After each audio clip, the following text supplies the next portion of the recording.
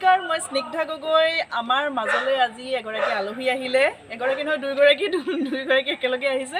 বিৰাট ভাল লাগিল। আমাক বহুত এপ্ৰিচিয়েট কৰে, যি এপ্ৰিচিয়েশ্যনখিনি আমাৰ কাৰণে মানে আশীৰ্বাদ স্বৰূপ। দুইজন আহিল, বিৰাট ভাল লাগিল। অলপ বাইট দিলোঁ, অলপ ধুনীয়া ভিডিঅ' কণ্টেণ্ট আপোনালোকে দেখা পাব তেওঁলোকৰ চেনেলত। এতিয়া মই ক'ব বিচাৰিছোঁ আপোনালোকে নিশ্চয়কৈ ছাবস্ক্ৰাইব, শ্বেয়াৰ আৰু লাইক কৰিব ৰিতুজ ইউটিউব চেনেলক। বহুত ধুনীয়া ভিডিঅ' কণ্টেণ্ট লৈ আহে। ধন্যবাদ। নমস্কাৰ সকলোকে ঋতুজ ব্লগ চেনেললৈ সকলোকে পুনৰবাৰ স্বাগতম জনাইছোঁ। আজি মোৰ সৈতে কোন আছে আপোনালোকক চিনাকি কৰি দিয়াৰ কোনো ধৰণৰ প্ৰয়োজন নাই। এয়া স্নিগ্ধা গগৈ, মানে স্নিগ্ধাবা। উৎপলাৰ লগত আউসীৰ জনাক কৰিছিল। আউসীৰ জনা ক্লাছ আছিল আবেলি ৰামধেনু। আবেলি ৰামধেনুৰে সকলোৰে অসমৰে চিনাকি মুখ হৈ পৰিছিল। আৰু এতিয়া বৰ্তমান অভিনয় জগতৰ এটি উজ্জ্বল নক্ষত্ৰ বুলি ক'লে ভুল কোৱা নহ'ব। আচলতে সকলোৱে চিনি পায় স্নিগ্ধাবা।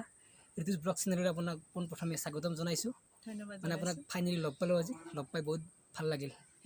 আৰু বৰ্তমান আপোনাকতো সকলোৱে চিনি পায় সমগ্ৰ অসমৰ।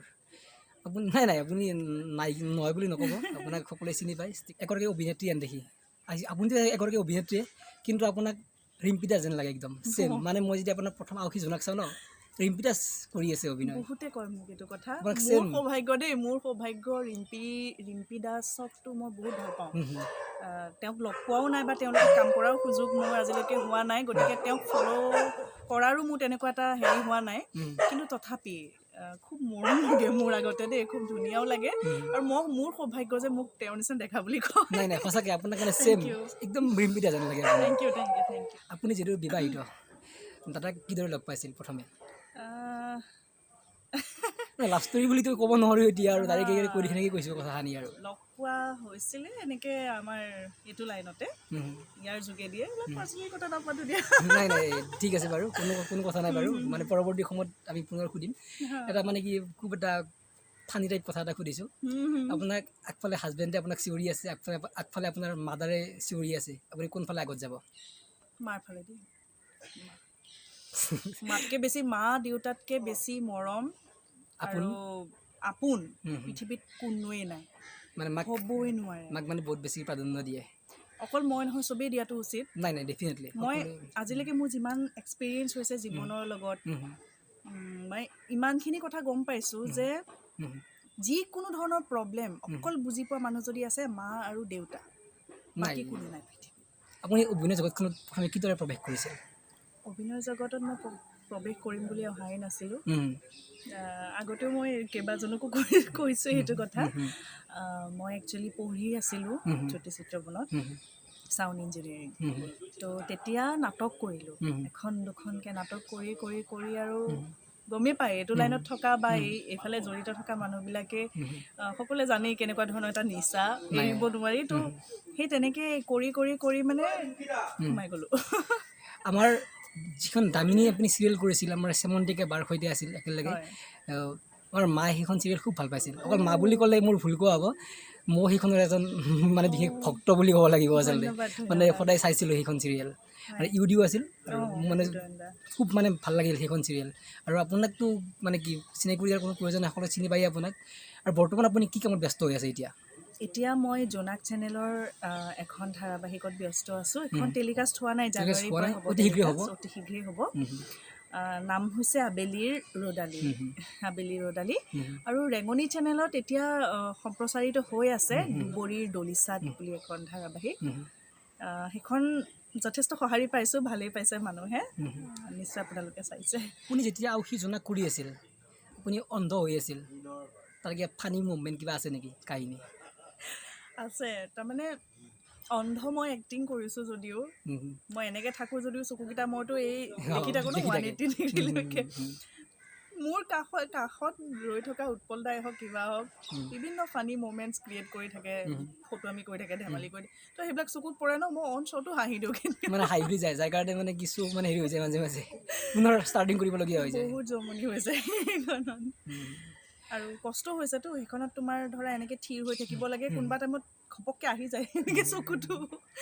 যেতিয়া আপুনি যদিও সকলো এটা চিনাকি মুখ, আপোনাৰ লগত অজস্ৰজন মানুহে বৰ্তমান চেল্ফি উঠিবলৈ আহে, কেতিয়াবা এনেকুৱা বিশেষ মানুহ লাগ পাইছেনে যেনেকি কিছু কথা আপোনাৰ মানে মনত পৰি যায় সেই মানুহজনৰ অলপ ব্যতিক্ৰম কিছু আপোনাক চেল্ফি উঠিবলৈ আহিছে?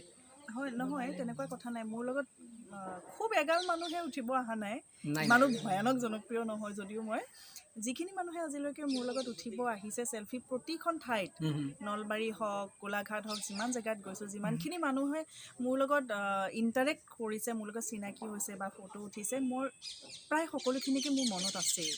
কেতিয়াবা যদি ইন ফিউচাৰ ক'ৰবাত ঘপককৈ এওঁৱেই ধৰক লগ পালে বা ক'ৰবাত যদি লগ পায়, বাইদেউ মনত আছেনে অমুক, মোৰ মনত পৰি যায়, স্মৃতিশক্তি পূৰা আছে, মোৰ মনত পৰি যায়। পৰৱৰ্তী প্লেনিং কি, আমি ক'ত লগ পাম? অঁ সেইটো ক'বলৈ পাহৰিছিলোঁ, এইটো এটা ইম্পৰ্টেণ্ট কথা। মই অহা বছৰলৈ চুক্তিবদ্ধ হৈছোঁ বৃন্দাবন থিয়েটাৰৰ লগত, আৰু তাতে চাবলৈ যাবা কিন্তু তুমি? নাই নাই নিশ্চয় যাম, মৰুৱাত আমাৰ বৃন্দাবন প্ৰত্যেকবাৰে চলে উৎসৱ, মানে মৰুৱা উৎসৱত নিশ্চয় ডেফিনেটলি চাম, আৰু আপোনাক লগো পাম আৰু লগো কৰিম আপোনাক, আৰু আপোনাক সুধিম আপুনি চিনি পাইছেনে পোৱা নাই মোক? কিয় নাপাম? নাই নাই এতিয়াতো মানে সুধিবই লাগিব, কাৰণ যিহেতু আপুনি কৈছে যে স্মৃতিশক্তি পূৰা প্ৰখৰ আছে বুলি। একদম। নিশ্চয় নিশ্চয়। আৰু লকডাউনৰ সময়খিনিত আপুনি কিদৰে সময় অতিবাহিত কৰিছে? লকডাউনৰ সময়খিনিত সেয়া ঘৰতে খোৱা বোৱা, নিজৰে যত্ন লোৱা, আৰু যিহেতু কৰোণাৰ ইমান ভয়াৱহতা হৈ আছিলে সেইটো সময়ত গৰম পানী খাই থকা বা ভাপটো যে আমি লওঁ গৰম পানী ভাপটো লোৱা, সেই নিজৰ কেয়াৰখিনি নিজৰ লগতে নিজৰ ভালপোৱা নিজৰ পৰিয়ালটোৰ কেয়াৰ লোৱাতে মই ব্যস্ত আছিলোঁ। সেয়াই আৰু এটা কাল্পনিক প্ৰশ্ন সুধিছোঁ, অসমৰ যদি বিত্তমন্ত্ৰী আপোনাক বনাই দিয়া যায় মানে একদিনৰ কাৰণে, কি কৰিব? মোৰ বৰ বিশেষ বিত্তমন্ত্ৰী নহয়, ঠিক মুখ্যমন্ত্ৰী বুলি ভাবক, মুখ্যমন্ত্ৰী। মুখ্যমন্ত্ৰী যদি বনায়, প্ৰথম কথা মোৰ এই বিষয়ত ইমান বেছি জ্ঞান নাই, কিন্তু এতিয়া বৰ্তমানে যিমানখিনি মূল্যবৃদ্ধি হৈ আছে, সেই মূল্যবৃদ্ধিখিনি নাজানো ভালৰ কাৰণে কৰি আছে নে তেওঁলোকে বেয়াৰ কাৰণে কৰি আছে, তেওঁলোকেতো ভালৰ কাৰণে কৰা বুলিয়ে কয়, মানি লৈছোঁ ভালৰ কাৰণে কৰিছে। সেইখিনি এফৰ্ড কৰিব পৰাকৈ যাতে আমাৰ চেলাৰীখিনিও ভাল হয়, সেইখিনিৰ ওপৰত গুৰুত্ব দিয়াটো উচিত বুলিও মই ভাবোঁ। যাতে 100 টকাৰ বস্তু এটা কিনিবলৈ চিন্তা নকৰাকৈ যদি 100 টকাৰ আমি চব্জি কিনিবলৈ যাওঁ, তাৰ কাৰণে ইনকামটো তাতকৈ কেনেকুৱা ভাল হ'ব লাগিব, তো সেই ইনকাম যিটো ৰেটত হ'ব লাগে সেইখিনিতো গুৰুত্ব দিয়াটো উচিত বুলি মই ভাবোঁ, আৰু সেইখিনি হয়তো মই কৰি যাম। আৰু যিহেতু মই কালচাৰেল লাইনৰ মানুহ, এই লাইনটোত বৰ বিশেষ এটা পোহৰ পৰা দেখা নাযায় চিনেমাৰ ক্ষেত্ৰত, সেইখিনি অলপ মই গুৰুত্ব দিবলৈ চেষ্টা কৰিম। এতিয়াতো ঘপককৈ সুধি দিছা, একো বিচাৰিও পোৱা নাই কি নাই। আপোনাৰ প্ৰিয় অভিনেতা কোন? একদম ভাল লগা অভিনেতা আমাৰ অসমৰ বহুত আছে, তথাপি বিশেষজনক আপুনি মানে ফ'ল' কৰে, অলপমান কপি কৰে, অলপমান সেই ব্যক্তিজন যাক ভাল লাগে তাকে কপি কৰা যায়, অলপ ফ'ল' কৰা যায়। মই অভিনেত্ৰীৰ ভিতৰত মই বৰষা বাক কিন্তু যথেষ্ট ফ'ল' কৰোঁ, তেওঁৰ লগত মই আগতে নাটকো কৰিছিলোঁ। নাটক কৰোঁতে চাই থাকোঁ, ৰিহাৰ্চেলত তেনেকৈ ধুনীয়াকৈ চাই থাকোঁ, তেওঁ কেনেকুৱা ধৰণে ইম'শ্যনখিনি প্ৰকাশ কৰিছে, সেইখিনি মোৰ ইয়াত সোমাই যায়, মানে এইখিনি দেখি এনেকৈ কৰিছে। বহুত শিকিছোঁ বৰষা বাৰ পৰা। তো অভিনেত্ৰীৰ ফালৰ পৰা মই তেওঁক অলপ ফ'ল' কৰোঁ, আৰু অভিনেতাকতো ফ'ল' কৰা নাযায় বাৰু, কিন্তু তথাপিও এতিয়া আমাৰ এখন ধাৰাবাহিকতে কৰি আছে মোৰ এগেইনষ্টত ৰাগণিতম, ৰাগদাটো বহুত ছিনিয়ৰ হয় আমাতকৈ, ৰাগদা পাই বিৰাট ভাল লাগিছে, তেওঁক মই ভাল পাইছিলোঁ। ৰবি শৰ্মাক মই ভাল পাওঁ, আৰু যতীন বৰাক আগতে মই ভাল পাইছিলোঁ, যতীন দাক দেই। এতিয়াতো তেওঁ একো কৰাও নাই তেনেকৈ বৰ বিশেষ, কিন্তু আগতে তেওঁ মোৰ বিৰাট ফেভৰেট আছিলে। নাই নাই বাইদেউৰ কথা পাতি খুব ভাল লাগিল, খুব মানে ধুনীয়াকৈ কথাখিনি এতিয়া কৈছে। অৱশেষত কি ক'ব? অৱশেষত মই এটাই উইচ কৰিম, বিৰাট হয়তো পৃথিৱীখনতে শুনি লাগিছে নেকি, বহুত বেয়া বেয়া খবৰ শুনিবলৈ পাওঁ। সকলোৰে দিনকাল যাতে ভালে যাওক, সকলো সুখী থাকক, আৰু কৰোণা কাল নহওক, মহামাৰী দূৰ হওক অতি সোনকালে। তুমিও ভালে থাকা, তোমাৰ চেনেলটো ভাল হওক, মানুহে আঁকোৱালি লওক তোমাৰ চেনেলটোক, ছাবস্ক্ৰাইব কৰক, শ্বেয়াৰ কৰক আৰু লাইক কৰক। আপুনিও আগুৱাই গৈ থাকক অভিনয় যাত্ৰাখনত, চিৰদিন চিৰকাল অভিনয় যাত্ৰাখনত আপুনি উজ্জ্বলি থাকক, উজ্জ্বল নক্ষত্ৰ হৈ পৰক, তাৰে কামনা কৰিছোঁ। ধন্যবাদ। ধন্যবাদ। জয় আই অসম। জয়।